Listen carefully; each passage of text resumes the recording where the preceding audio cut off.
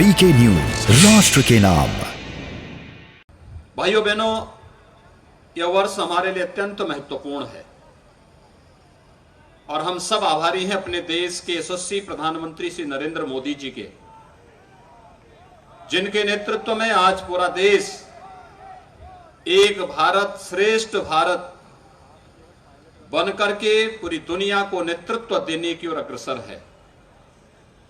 और यह वर्ष हमारे लिए अत्यंत महत्वपूर्ण है क्योंकि यह देश, हमारा देश आजादी का अमृत महोत्सव मना रहा है।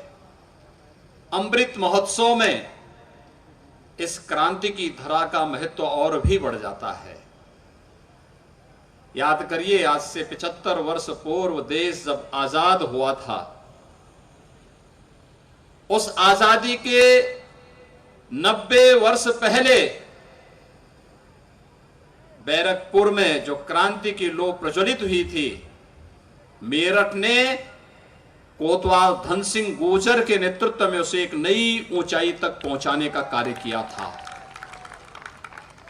शहीद मंगल पांडे ने जो लौ वहां प्रज्वलित की थी, वह लौ जलते हुए देश के अलग अलग क्षेत्रों में, कहीं मंगल पांडे उसको नेतृत्व दे रहे हैं, कहीं शहीद बंधु सिंह उन्हें नेतृत्व दे रहे हैं, कहीं झांसी की रानी लक्ष्मीबाई उसे नेतृत्व दे रही थी, कहीं पर नाना साहब और कहीं त्याता टोपे उसे नेतृत्व दे रहे थे, और कहीं कोतवाल धन सिंह गुर्जर के नेतृत्व में लड़ाई आगे बढ़ते हुए दिल्ली तक चढ़ती है।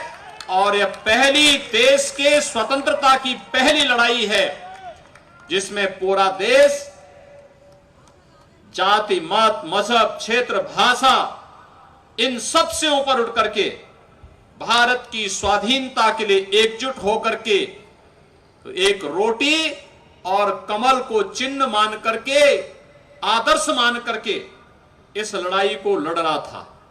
और इसीलिए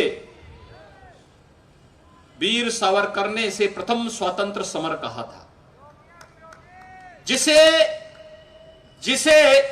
अंग्रेज एक सामान्य विद्रोह मानते थे। वह सामान्य विद्रोह नहीं था, वह भारत की आजादी का सामूहिक रूप से भारत की जनता का, भारत के किसानों का, भारत के मजदूरों का, भारत के युवाओं का, भारत के बुजुर्गों का, भारत की माताओं और बहनों का सामूहिक प्रयास प्रथम स्वतंत्र समर के रूप में हम सबके सामने था। और इसलिए 1857 का प्रथम स्वतंत्र समर में जो क्रांति की लौ फूटी थी, वह गांव गांव में जाकर के एक एक नागरिक के मन में देश की स्वाधीनता के बारे में एक नया उत्साह, एक नया उमंग प्रकाशित करते हुए उसे आगे बढ़ने के लिए मजबूर की थी। और देखते ही देखते सैकड़ों वर्षों की गुलामी की बेड़ियों को तोड़ता हुआ भारत मात्र 90 वर्ष के अंदर अपनी आजादी का आनंद ले रहा है। भाइयों बहनों, आज हम लोग जब क्रांति दिवस के इस अवसर पर देश के अमृत महोत्सव, आजादी के अमृत महोत्सव कार्यक्रम के अवसर पर यहां पर उपस्थित हुए हैं, हम सबका सौभाग्य है। मैं बैठा हुआ था अभी बाहर, और जब मैं बाहर आपके साथ आंगन में था, इस फील्ड में था, तब मैं वहां पर अपने क्षेत्रीय अध्यक्ष से बोल रहा था और श्री संजीव बालियान जी से भी कह रहा था कि देखिए कितना सुहावना मौसम है, कितना सुहावना मौसम है कि इस सुहावने मौसम में हमें अपने देश के उन महान क्रांतिकारियों, जिन क्रांतिकारियों की बलिदान के फलस्वरूप आज हमें आजादी का यह उत्सव देखने का अवसर प्राप्त हो रहा है। उस उत्सव का आनंद हम ले रहे हैं इसलिए क्योंकि भारत माता के उन अमर सपूतों ने अपना सर्वस्व न्यौछावर करते हुए भारत माता की गुलामी की बेड़ियों को तोड़ने के लिए उस कालखंड में बलिदान किया था। आज उन्हीं का परिणाम है कि हम आजादी का उपभोग करते हुए विकास के बारे में एक नई सोच के साथ आगे बढ़ रहे हैं। और आज हमारा सौभाग्य है, प्रधानमंत्री मोदी जी के नेतृत्व में एक भारत श्रेष्ठ भारत पूरी दुनिया के अंदर नेतृत्व देता हुआ दिखाई दे रहा है। भाइयों बहनों, मेरठ का अपना महत्व है। बाबा ओगड़ नाथ जी का मंदिर युगों युगों से एक नई भक्ति और शक्ति की धरा के रूप में जानी जाती रही है। मेरठ के इतिहास को हम देखते हैं, महाभारत कालीन इतिहास, और अगर हम उससे भी नीचे अगर हम इसका अध्ययन करें तो भारत का नाम भारत पड़ा तो महाराज दुष्यंत के पुत्र भरत के नाम पर ही ये परंपरा आगे बढ़ पाई। मेरठ का नाम उसमें भी आगे बढ़ता है। हमारे पास तो इतिहास केवल पुस्तकों तक सीमित नहीं, हमारा भूगोल भी हमें और पूरी दुनिया को भारत के इतिहास का एहसास कराता है। और इतिहास की धरोहर हम सब के साथ जिस रूप में है उसे वो पहचान दिलाने का दायित्व भी हम सबका होना चाहिए। और उसी पहचान को दिलाने के लिए आज मैं जब यहां पर आया था, मैं पिछले 4 घंटे से अधिक समय से मेरठ के ही विभिन्न योजना, पहले हम लोग शहीद स्मारक पर गए, विभिन्न अपने उन महान क्रांतिकारियों को स्मरण करते हुए उन्हें अपनी पुष्पांजलि और श्रद्धांजलि हम लोगों ने अर्पित की। यहां के विकास की योजनाओं का भी हम लोगों ने अवलोकन किया। आज मेरठ अपने नए कलेवर के रूप में देश और दुनिया के सामने आ रही है। हम लोगों ने आज रैपिड रेल को भी देखा। रैपिड रेल का काम किस तेजी के साथ हो रहा है। देश की पहली रैपिड रेल है जो मेरठ और दिल्ली की दूरी को एकदम मिला देगी। यद्यपि 12 लेन का एक्सप्रेसवे दिल्ली और मेरठ की दूरी को कम कर चुका है। याद करिए, जब उन क्रांतिकारियों ने दिल्ली पर हमला किया होगा उस कालखंड में वो पैदल चले होंगे, लेकिन आज आपके पास 12 लेन का एक्सप्रेसवे है। दिल्ली 45 मिनट में आप दिल्ली पहुंच सकते हैं। रैपिड रेल बनेगा, ये दूरी और भी कम हो जाएगी। आज Meerut one district one product के माध्यम से पूरे देश और पूरी दुनिया के अंदर स्पोर्ट्स आइटम के लिए जाना जा रहा है। और यही नहीं, मेजर ध्यानचंद के नाम पर प्रदेश का पहला स्पोर्ट्स यूनिवर्सिटी हम लोग मेरठ के अंदर ही बना रहे हैं, और जिसका प्रधानमंत्री जी के कर कमलों से यहां पर शिलान्यास भी हो चुका है। कार्य तेजी के साथ आगे बढ़ रहा है। भाइयों बहनों, आज हमारी जिम्मेदारी बनती है ये कि भारत माता के उन महान सपूतों ने भारत की आजादी के बाद जिस नए भारत का सपना देखा था, आज वो नया भारत प्रधानमंत्री मोदी जी के नेतृत्व में पूरी दुनिया के सामने छाता हुआ दिखाई दे रहा है। आज आप देख रहे होंगे पूरी दुनिया के अंदर कहीं भी कोई संकट आता है, दुनिया भारत की ओर देखती है, बड़ी आस भरी निगाहों से देखती है। ये भारत का पुराना इतिहास रहा है। विश्व मानवता पर जहां कहीं भी संकट आया है, विश्व मानवता के ऊपर उस संकट के समय में भारत हमेशा मानवता के पक्ष में खड़ा हुआ है। और विश्व मानवता कहीं भी अपनी धरती पर प्रताड़ित भी हुआ है, उसे शरण देने का कार्य भारत की इस महान धरती ने सदैव किया है। इतिहास इस प्रकार के तमाम शरणाक्षरों से भरा पड़ा है। और आज भी जब आप दुनिया के अंदर रूस और यूक्रेन के युद्ध को देख रहे होंगे, दुनिया तब भारत के प्रधानमंत्री जी की तरफ देखती है कि भारत के प्रधानमंत्री जी किस रूप में उसको नेतृत्व देते हुए दुनिया के अंदर शांति की बात करते हुए पूरी दुनिया को कह रहे हैं कि हम इस प्रकार के युद्धों से कोई परिणाम नहीं आने वाला है, शांति के मार्ग पर ही विश्व मानवता के कल्याण का मार्ग प्रशस्त किया जा सकता है। और प्रधानमंत्री मोदी जी की इस वचन को आज पूरी दुनिया अंगीकार करते हुए दिखाई दे रही है। भाइयों बहनों, हमें इस नए भारत के साथ मिलकर के आगे बढ़ना है। एक ऐसा भारत जिसमें जाति, मत, मजहब, क्षेत्र और भाषा के आधार पर किसी के साथ कोई भेदभाव न हो। एक भारत श्रेष्ठ भारत का सपना साकार करने के लिए आज जो प्रयास प्रारंभ हुए हैं, उसका मूल मंत्र है सबका साथ सबका विकास। सबका साथ सबका विकास का यही भाव ही है जो आज उत्तर प्रदेश के अंदर प्रत्येक नागरिक के कार्यों के माध्यम से, कृतित्व के माध्यम से आज देखने को मिल रहा है। आपने देखा होगा उत्तर प्रदेश, जिस उत्तर प्रदेश में लोग विकास के बारे में सोचते थे कि उत्तर प्रदेश विकास के मार्ग में बाधक है, एक बैरियर माना जाता था, देश के विकास का सबसे बड़ा बैरियर जिस उत्तर प्रदेश को समझा जाता था, आज उत्तर प्रदेश प्रधानमंत्री मोदी जी के मार्गदर्शन में, उनके नेतृत्व में विकास की नित नई ऊंचाइयों को आगे बढ़ता हुआ दिखाई दे रहा है। मेरठ की कनेक्टिविटी के बारे में 12 लेन का एक्सप्रेसवे तो बताया, रैपिड रेल का ही बताया, गंगा एक्सप्रेसवे भी आपकी पूरब की दूरी को कम करता हुआ दिखाई दे रहा है। एयर कनेक्टिविटी के साथ जुड़ता हुआ यह क्षेत्र, जेवर airport, film city, medical device park, ये तमाम ऐसी चीजें हैं जो इस पश्चिमी उत्तर प्रदेश के विकास को पूर्वी उत्तर प्रदेश के साथ जोड़ते हुए देश के अंदर अग्रणी भूमिका के रूप में इस क्षेत्र को एक बार फिर से नेतृत्व की दिशा में आगे बढ़ा रहा है। तो भाइयों बहनों, हमें उस हर एक क्षेत्र में कार्य करना है जो आज की आवश्यकता बन चुकी है। जन आस्था का सम्मान करते हुए भी कैसे हम आपसी सम्मान और सौहार्द के साथ कार्यक्रम कर सकते हैं, उत्तर प्रदेश ने देश को दिखाया है भी। रामनवमी का आयोजन शांतिपूर्ण तरीके से, 25 करोड़ की आबादी शांतिपूर्ण तरीके से, सम्मानजनक ढंग से इस आयोजन को मना सकती है। यह उत्तर प्रदेश ने दुनिया के सामने, देश के सामने उदाहरण प्रस्तुत किया।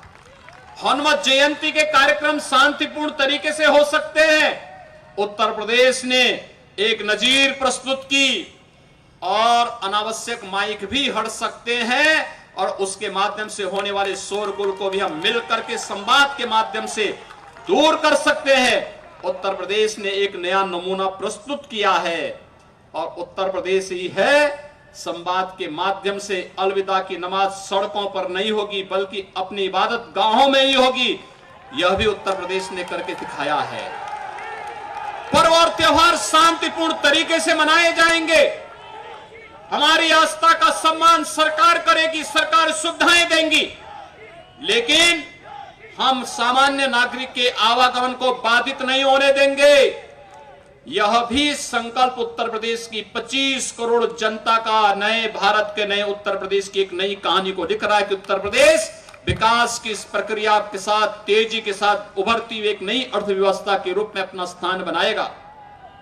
और भारत माता के उन महान सपूतों को, जो सपना देखा था शहीद मंगल पांडे ने, जो सपना देखा था कोतवाल धन सिंह गुर्जर ने, जो सपना देखा था झांसी की रानी लक्ष्मीबाई ने, जो सपना देखा था नाना साहेब ने, जो सपना देखा था त्यात्या टोपे ने, जो सपना देखा था शहीद बंधु सिंह ने, जो सपना देखा था भारत माता के उन महान सपूतों ने, जिन्होंने अपना सर्वस्व न्यौछावर करते हुए भारत माता की आजादी के लिए, भारत की गुलामी की बेड़ियों को तोड़ने के लिए उस समय अपने आप को भारत माता के प्रति समर्पित किया था। आज हम सब की आवश्यकता है कि हम सब मिलकर के प्रधानमंत्री मोदी जी के नेतृत्व में एक भारत श्रेष्ठ भारत की इस परिकल्पना में हर भारतीय मिलकर के प्रधानमंत्री मोदी जी के स्वर में स्वर मिलाकर के कार्य करता हुआ जब दिखाई देगा, तो भाइयों बहनों, भारत दुनिया में सबसे बड़ी अर्थव्यवस्था के साथ साथ दुनिया को नेतृत्व देता हुआ दिखाई देगा। और आज पूरी दुनिया बड़ी आस भरी निगाहों से भारत को देख रहा है। और इसीलिए प्रधानमंत्री मोदी जी ने आजादी के अमृत महोत्सव को अगले 25 वर्षों के लिए अमृत काल के रूप में भारत की जनता को कहा है कि अमृत काल के महत्व को हमें समझना होगा। जो व्यक्ति जिस क्षेत्र में है वह व्यक्ति अपनी जिम्मेदारियों का ईमानदारी पूर्वक निर्वहन कर रहा है, तो मतलब वह देश की आजादी के अमृत काल के उत्सव का सहभागी बनकर के भारत को एक भारत श्रेष्ठ भारत बनाने की ओर अग्रसर हो रहा है।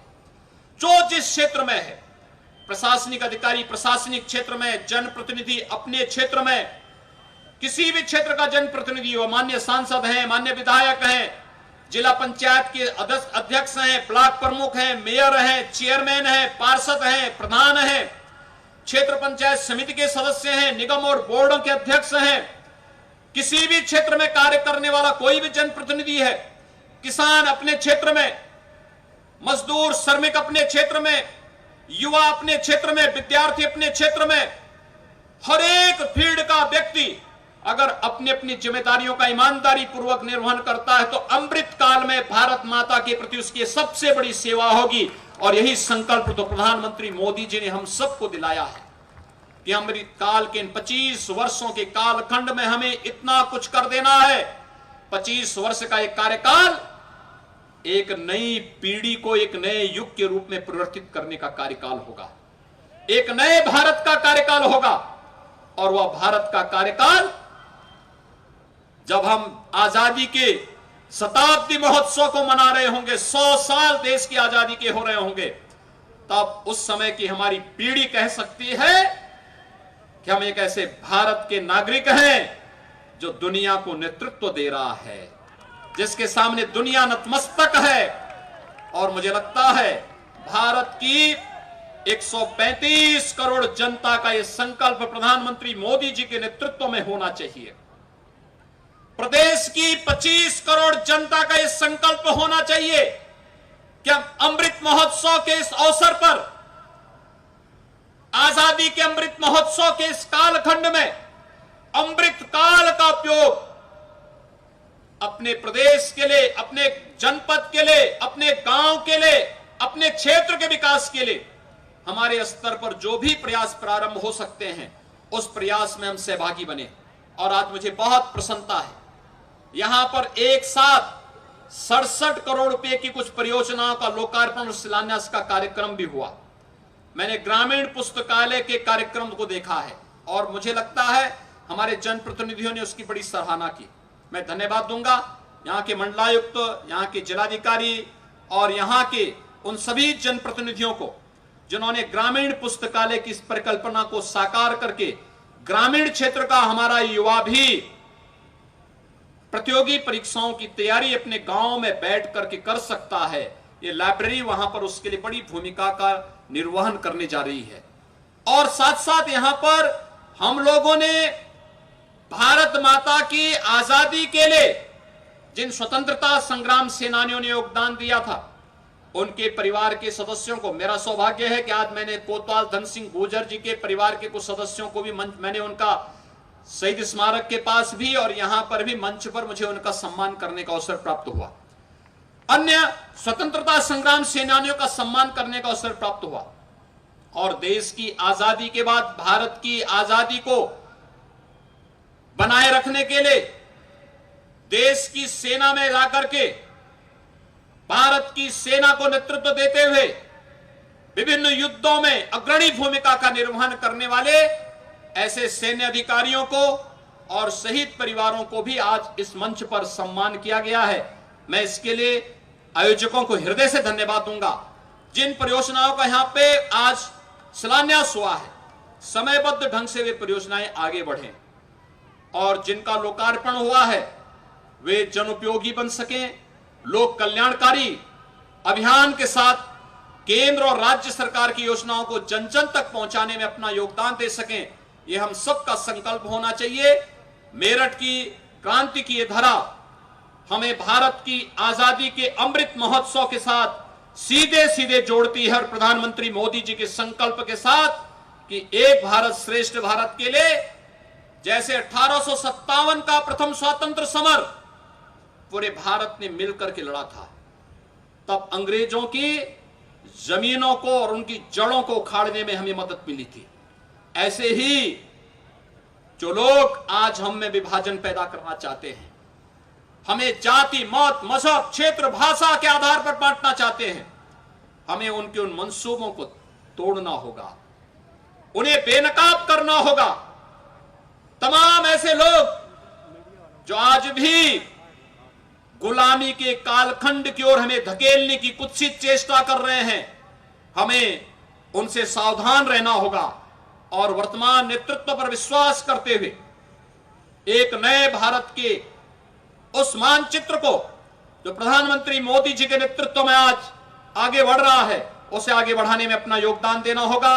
मैं एक बार फिर से क्रांति की इस धरा को कोटि कोटि नमन करते हुए, बाबा ओगड़नाथ की इस धरती को कोटि कोटि नमन करते हुए कोतवाल धन सिंह गुर्जर समेत उन सभी क्रांतिकारियों को 1857 के प्रथम स्वातंत्र समर में जिन्होंने अपने आप को बलिदान दिया, और उसके बाद देश की आजादी की लड़ाई में भी जिन ज्ञात अज्ञात बलिदानियों ने, क्रांतिकारियों ने अपना बलिदान दिया, देश की आजादी के बाद देश की रक्षा करते हुए अपने आप को बलिदान किया, भारत माता के ऐसे सभी सपूतों को कोटि कोटि नमन करते हुए मैं प्रदेश सरकार की ओर से उन सबको भी विनम्र श्रद्धांजलि अर्पित करता हूं।